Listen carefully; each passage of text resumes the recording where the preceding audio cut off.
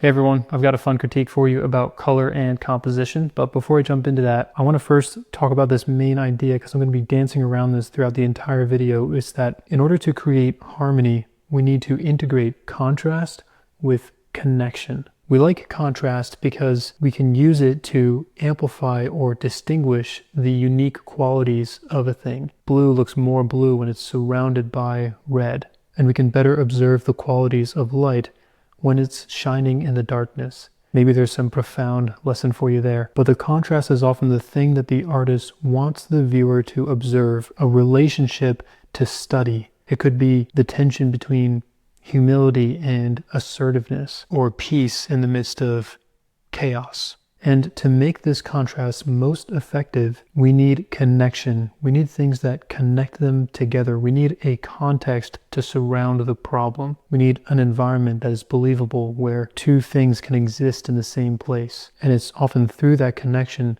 that you can find harmony between the tension that we're studying. Now, if you have all contrast and no connection, then everything is chaos. Everything is competing for attention, saying, look here, look here. And if you have all connection but no contrast, then nothing is unique, nothing is distinct, everything is homogeneous. But it's not just this linear path between high contrast and connection, because there's many facets, there's many ways in which you can have contrast in one way, but then connection in another, all in the same space. You could have something where the values are connecting, but the colors are separating. So there's all kinds of configurations that you can use to create this tension that actually forms a bond, creates harmony. So I know that's all very abstract, but I'm hoping that adds a lot of value to watching this critique as I'm intuitively wrestling with these things. Enjoy the video, and if you'd like to critique yourself, then you can check out the links in the description.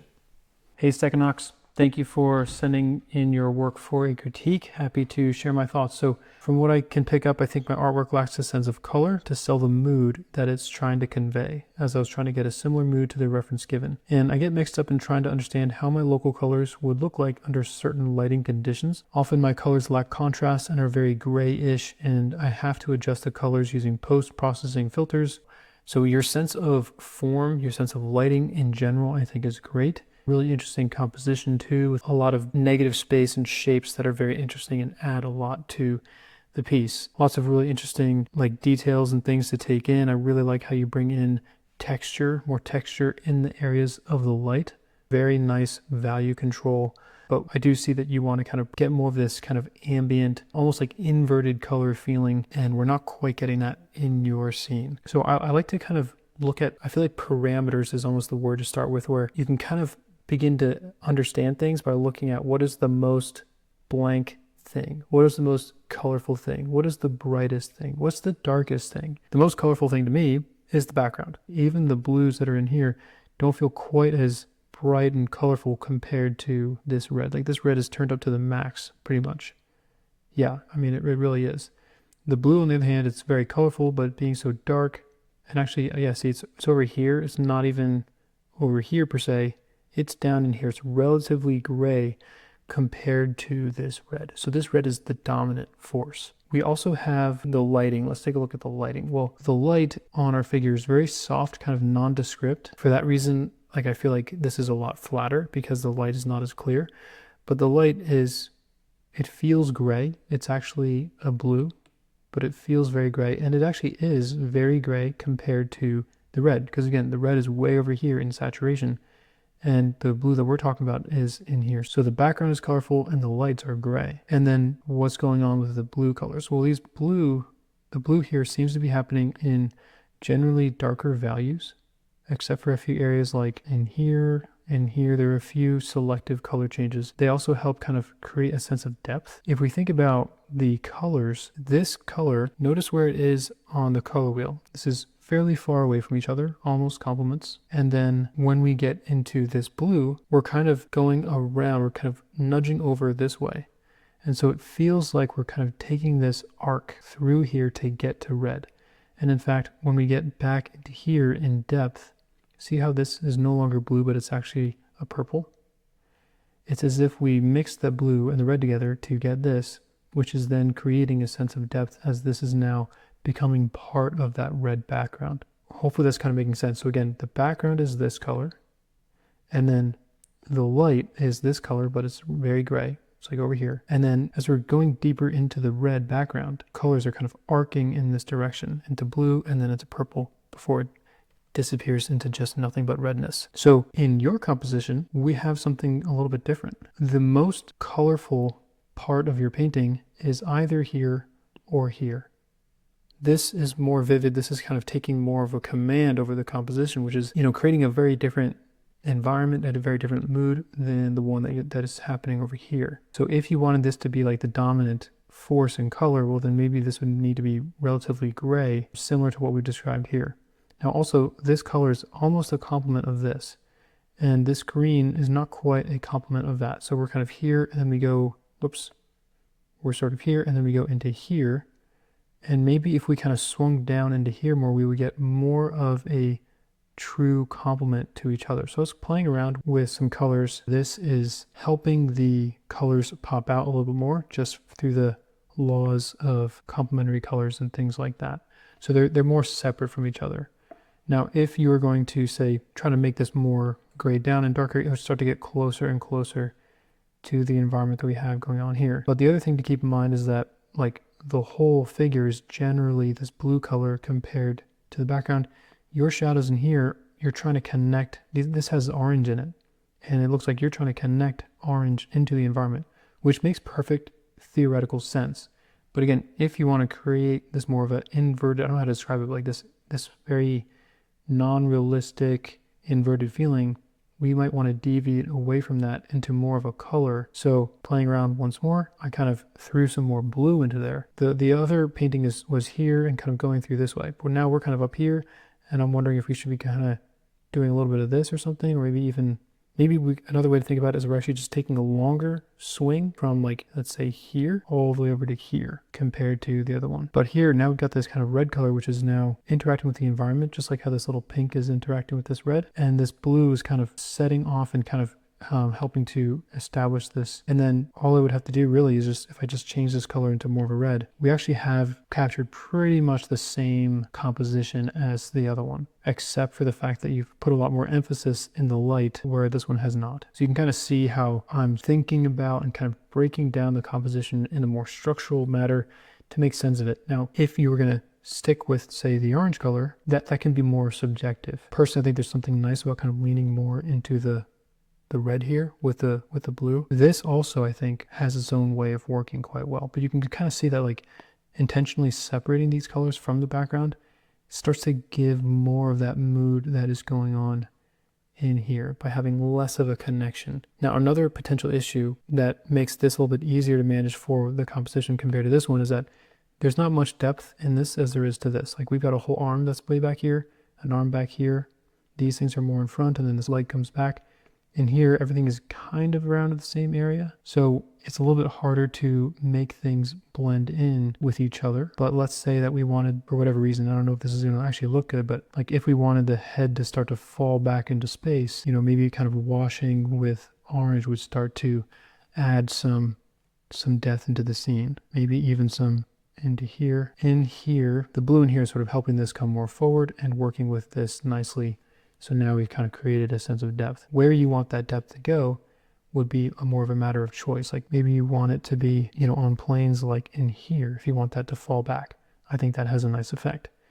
Maybe on the side planes in there. There might be some more selective ways to put in color to help push some things back and then let other things come more forward. So the reason why I put this orange on the side planes is because side planes tend to, like if I turn my head to the camera, planes that are facing the side that would be kind of glancing off, more green of the wall behind me would be hitting the sides here.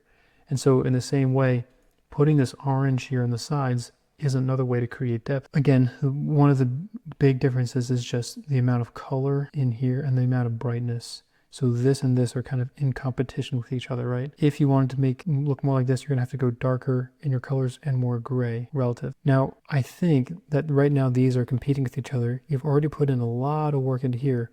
I would recommend revisiting the background and asking yourself if you can let this do its job better by maybe having this more gray. Because again, like this is not competing for attention like the red is competing for attention. If you want people to look in one place or to get an impression of something, you need to let it have its space to say what it needs to say and to kind of communicate what it needs to communicate. In your composition, things are competing for attention between the orange and the green. Let me just play around. You could be going through, let's say, doing this and kind of trying to find like, okay, what's going to be good? But I think that the flaw in doing it like this is that you will always have competition between the light and the background. So you can eliminate the competition by maybe, like, let's say that we like the orange, right? Well, what if the orange was a little bit darker? Like maybe even if we kept the color, if the orange was darker, maybe that would be a little bit less competition for the light. And now the light is starting to command the space. I can just kind of keep going here. So I've kept the amount of saturation is the same.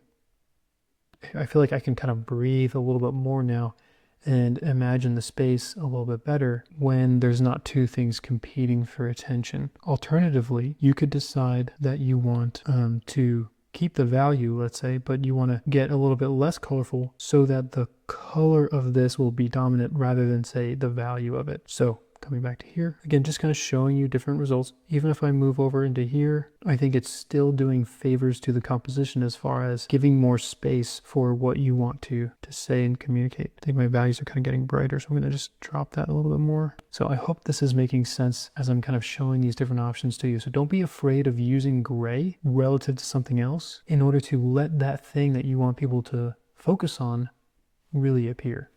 And one of the things that's also nice, this is just an artifact of what I'm doing. Like you can kind of see these hits of orange peeking through and complementing the blue really nicely. Like you put that in there, and I thought that was a great choice that you did to go with your environment and everything. So this is kind of like how I would try to approach if you want to do something more fanciful, more on this dream-like composition going on. And then just keep in mind that, as you go further into space, they would need to become more like the background as they recede into the distance. That would be your rule of thumb. Just like how this blue is becoming purple as it's mixing into the background. All right, now with that being said, if you wanted to move away from the more dreamy scape, then this would be more accurate because you have the color of the background connecting, so the shadows are going to be closer to the color of the environment. This would be more realistic than this scene in here. You could, if you want to kind of work with these really vivid colors and have really interesting compositions, but stay on the more, say, realistic side. If this is your background color, then we should maybe see even more orange here than green. I don't think that the green is the actual color of this jacket, right? That's not my impression, right? This is like an in between the orange and the green. But why would we see green if the green light is not touching this? The only way we would see green is if the green light is bouncing off of some wall nearby and then bouncing back into here indirectly, which is very realistic, very likely, but we don't actually really see that going on in here. And so for such a vivid color for the background, why not, something like this, except why not? Why shouldn't it be orange? Again, this might not be what you like, and that's totally fine. This would be kind of working with that dreamier, moody idea, perhaps. I'm kind of I'm anchoring the figure to the background. I can get a little bit more orange in these side planes, as I discussed before, to kind of give it another level of dimension. And then I think I'll even bring that orange into here too. Now again, this might be too extreme, but what would happen if you did this, but your background was not quite as strong as that? What if it was not quite as intense and wasn't competing quite as much as that? So let's go back to like this dark orange in here. This time, I think if I take this color, I am varying my pressure, my brush pressures, and working through this. So this is, again, just amplifying the idea that if it's in shadow, it's going to take on the color of the environment. That's all. And I'm just running with that idea, trusting in it a little bit more, not thinking so much about how the main light source could be bouncing around and affecting the colors inside the shadows. This is a greater separation between the light and shadow, and now we have yet another different kind of mood and vibe. All that being said, kind of wrapping this up, how do you take this and apply this to other pieces that you're doing? Well, what I would recommend, by the way, here's a me playing around with purple, I feel like this is still competing for attention. So not really until we go down so that there's less of a fight between these that we would see something. And it looks like my color dropping maybe should have been reduced a little bit more because I feel like I've been affecting the colors of this a little bit too much. But regardless, moving on. Let's say that before you do all the hard work of, creating this really cool character with all this texture and form and details, how can you create like a color composition, a color thumbnail sketch is what I would recommend. Okay, so let's say that for whatever reason this is the background I want to go with, or let's say oranges. So you've got this kind of orangey color, and then you want to, let's say you decide you want to go into, something blue, like a blue figure, and you can quickly put this down and then say, ooh, this is going to be way too much competition. I want to go for something that's darker and more gray. And so I can have my figure in here, and I'm just literally just making a scribble. I'm not thinking very hard about this. And then you can think like, well, now I have this really vivid color and this kind of grayish blue color. Maybe for my shadows, I can stay in the blue family, but I could maybe go into these darker, richer blues for certain areas in my shadows. And you can kind of see how that looks and think, actually, that's not so bad. That's kind of fun. That's kind of interesting. Whatever you're deciding. You can also think like, I want this leg to start to fall away into space. And so I'm going to use this red, I'll thin it down, and you can start planning out like your figure and how you want to give them a sense of depth. Maybe like this will overlay over here, and you're just making this very quick color composition before you get into all the work of doing this really elegant work and then feeling like you didn't do enough thinking in advance to know what colors you really should have gone with. Just had another thought related to this, like to try to give you more advice on colors, like what's the sense in putting in like a more vivid blue color in here? And that would really be like the fact that you might want people to look here. Here, people will look less because this is connecting into the background, right? But this is drawing more attention, it's bringing something more forward. So color contrast pulls things forward, and then less color contrast will push things back into space. So that's a big factor for why you might decide to amp up the colors of something in a specific area. But again, as like an alternative, if you really want to make something that would be more realistic, let's say you got like if I can try to draw with my finger because my Apple pen is not working, but if I'm just drawing like a face, I don't know if you can see that, there's sort of supposed to be a face in here. So this would now kind of be connected to the background and then come in with the blue, which would maybe in this case would need to be a little bit lighter and probably less colorful. So this is the bridge of the nose. Here's the nose here underneath the eye socket. Kind of skipped a few details because my finger is so large, but this would be more realistic where the shadow is a connecting value to the background. But this is kind of like a purple color, It's not just like taking this and mixing them directly together, which will get like a grayish brown. This is moving into that purple. So one of the things I love to kind of consider is like, how do I just like bend the arc of color relationships? The cleanest path from orange to this blue is like to go straight through, right? With the values being the same. This kind of moves from blue into gray, and then gray picks up again and then goes into orange, right?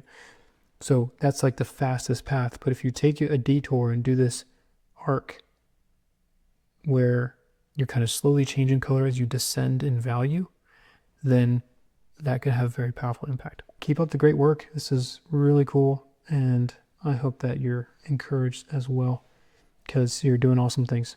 All right, take care.